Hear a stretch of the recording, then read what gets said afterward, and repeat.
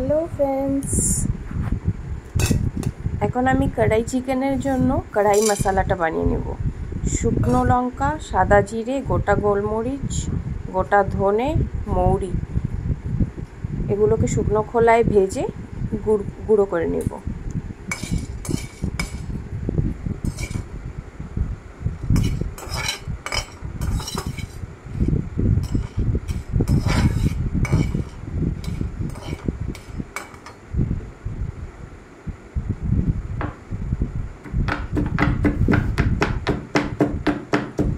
এখন চিকেনটাকে ধুয়ে ভালো করে পরিষ্কার করে নিচ্ছি। তেল গরম করে শুকনো লঙ্কা আর তেজপাতা ফোড়ন দিয়ে দেব কুচো করে কাটা পেঁয়াজ।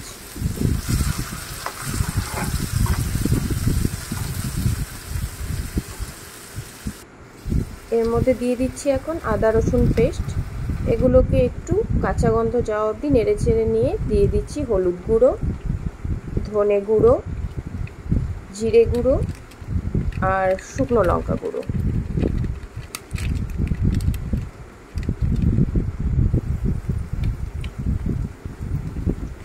এবার এই মশলাটাকে ভালো করে কষিয়ে নিতে হবে, সাথে একটু গরম মশলা গুঁড়ো।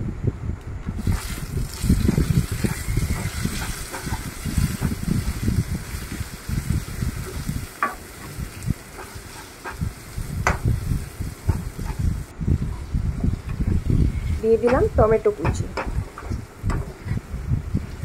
এখন একটু নুন দিয়ে টমেটোটাকে গলে যাওয়া অবধি এটাকে ভেজে নিতে হবে।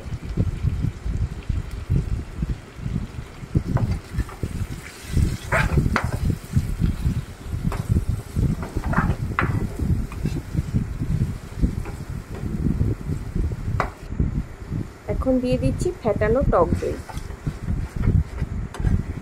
গ্যাসটাকে লোতে রেখে ভালো করে মিক্স করে নেব।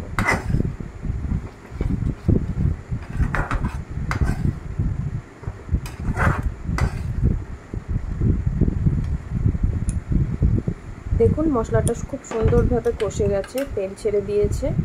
এখন দিয়ে দেব চিকেনের পিসগুলো।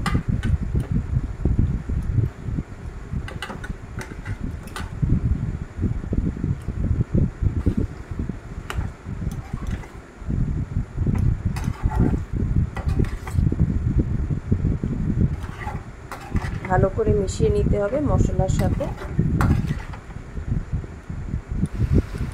এবার দিয়ে দিচ্ছি ওই কড়াই মশলাটা, দিয়ে এটাকে ভালো করে কষিয়ে নিয়ে একটু জল দিয়ে দিতে হবে এটাকে সেদ্ধ হওয়ার জন্য।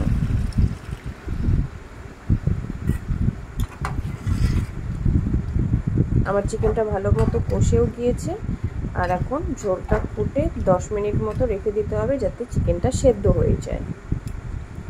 এখন আমার চিকেন সেদ্ধ হয়ে গেছে। এবার দিয়ে দিচ্ছি ক্যাপসিকাম টুকরো আর ধনে পাতা কুচি আর একটা কাঁচা লঙ্কা চেরা।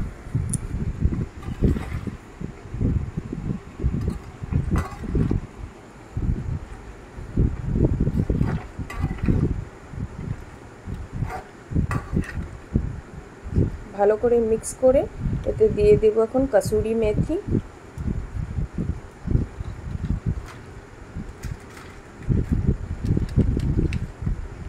গরম মশলা পাউডার আর লাস্টে আরেকবার দিয়ে দেব কড়াই চিকেন মশলাটা।